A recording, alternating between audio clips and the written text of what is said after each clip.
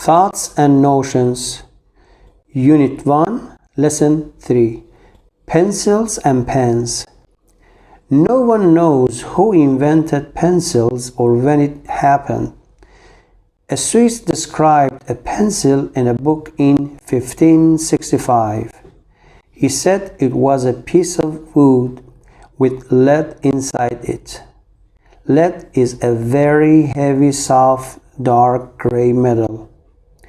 Pencils weren't popular and people continued to write with pens. They used bird feathers as pens. Then in 1795, someone started making pencils from graphite, and they became very popular. Graphite is like coal. Coal is black and we burn it for heat and energy.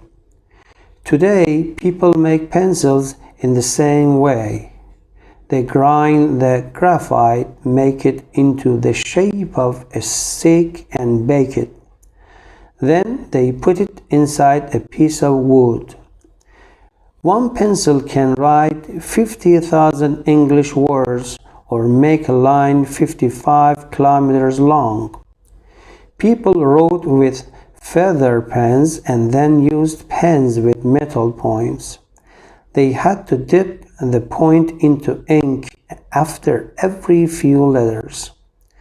Next, someone invented a fountain pen that could hold ink inside it. A fountain pen can write several pages before you have to fill it again.